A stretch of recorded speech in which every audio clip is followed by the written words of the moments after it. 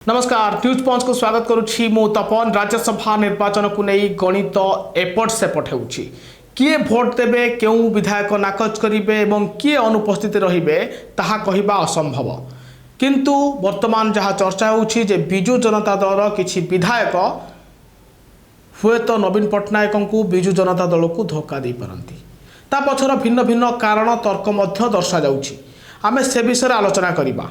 आपण को कहि रखे प्रथमे आमे चर्चा करिबा अरविंद महापात्र कथा।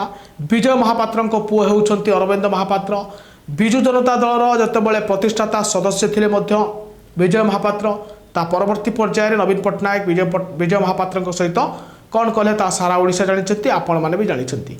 एबे निकटरे पाटकुरा विधायक अछंती बिजु जनता दलर विधायक हेउछंती अरविंद महापात्र, किंतु दल तांको निलंबन करिछि।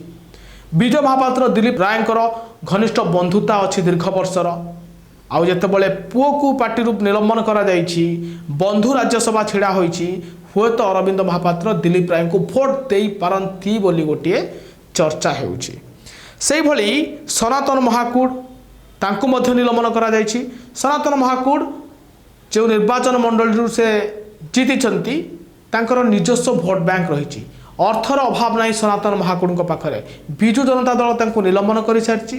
एपरिक सरकारी दल व भारतीय जनता पार्टी रे निकटतर होउथबा कथा मध्य अनेक समय चर्चा को आसी। सना महाकूट भारतीय जनता पार्टी समर्थित प्रार्थी मानकु भोट देबे ए चर्चा होउछि। सेहिपरि सौभिक विश्वाल को लेकिन चर्चा होउछि। प्रभात विश्वाल निजस्व भोट बैंक अच्छी बोली कहा जाउछि।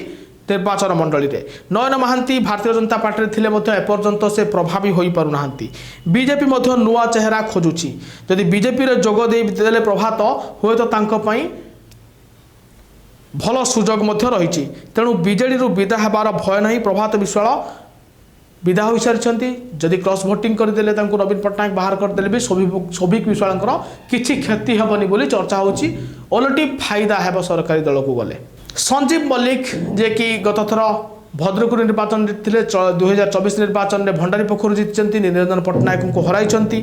मल्लिक परिवार एवं दिलीप राय होउछंती पुराना बंधु। व्यावसायिक संपर्क रही। दिलीप राय लोक संपर्क रे परिवार परोक्षरे काम करुछि एवं हुए तो भोट दे पारंती संजीव मल्लिक बोली गोटे जोरदार चर्चा होउछि। किंतु संजीव मल्लिक कौन करिवे ताहा भोट पर मध्य जणा पड़िबो। देवीरंजन त्रिपाठी बिजु जनता दल पूर्वतन छात्र नेता एवं वर्तमान सुधा विधायक अछंती बांकीर। तांका बाबा मध्य बिजु जनता दल विधायक थिले।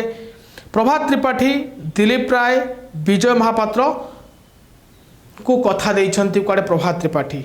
सेहि भली सुभाषिनी जेना मध्य बीजेपी रे भविष्य तो देखुछंती। एथिपई रवि जेना निकट रे जोग देइछंती।